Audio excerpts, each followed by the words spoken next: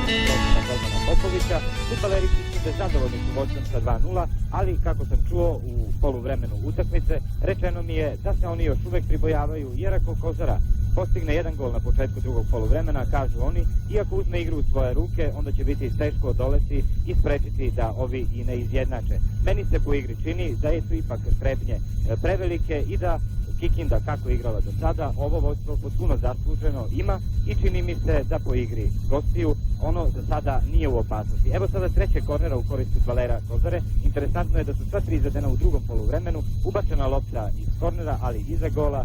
Novi igrač u timu Kozare Mirković nije bio precizan, uhvatio se tamo i za glavu, ali šta se tu može, rezultat u 8. minutu nastavka utakmice ostaje i dalje 2:0 u korist Kikinde.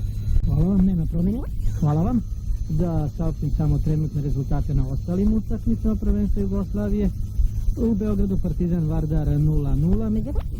12. minute nastavka utakmice u Kikindi, domaći fudbaleri vode sa 2:0, a sve više varnica na terenu. Malo čas ispred gola gostiju ostao je da leži desno krilo Plemić. Sudija Mirko Barbarić, koji stvarno izvanredno vodi ovaj susret, video je da je on pokušao da inscenira da je udaren namerno od desnog halfa gostiju Kneževića.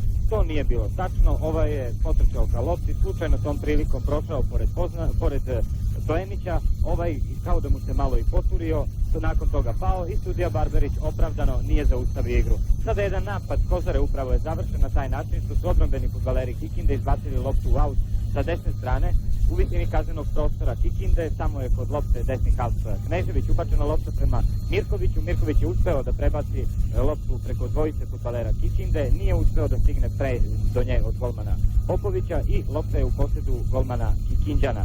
Bilo je sumnji na račun sudija koje vode utakmice Vojvođanske lige, da je njihov ljubimac na neki način tim Kikinde. Po onome što danas ovdje gledamo, fudbaleri Kikinde izvanredno igraju, sudija Mirko Barbarić sasvim je objektivan, zato mu i povereno o dužnost sudije na današnjoj utakmici, jer je on iskusan arbitar koji je vodio utakmice i prve savezne lige i on stvarno do sada nije napravio ni jednu grešku. Još jedan prekršaj u korist fudbalera Kozare, natrčao je tamo neoprezno levo krilo Ćuk u trenutku kada je bio u napadu prema golu Đorđevića, načinio je prekršaj i to je slobodan udarac, izvodi ga kapitan gostiju Gojko Rodić. Ubačena lopta daleko prema sredini domaćeg tima, tamo je Bokan, desno krilo gostiju načinio prekršaj i puno prekida u Kikindi, sugestivno i autoritativno sprečava sve nemile scene na terenu. On je malo čas doneo i do delegata susreta Andrije Kolara, inače predsjednik udruženja Vojvođanske lige Andrije Kolara iz Pančeva, doneo jedan kamen koji je bio ubačen za onog dela terena, sa onog dela gledališta gdje se nalaze gostujući navijači. I opet je utakmica prekinuta, sudija Mirko Barbarić došao je ovamo na desnu stranu do pomoći sudije Janića, da ga upita za savez, šta se dogodilo ovdje u jednom udaru između dvojice i još jedan žuti karton. Vidjet ćemo kome će ga sudija pokazati.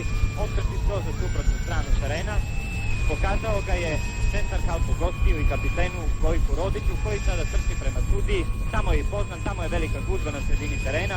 Da li će Mirko Barbarić uspeti da se izvuče iz ove gužve? Krenuli su sada fudbaleri, funkcioneri ovamo prema autu.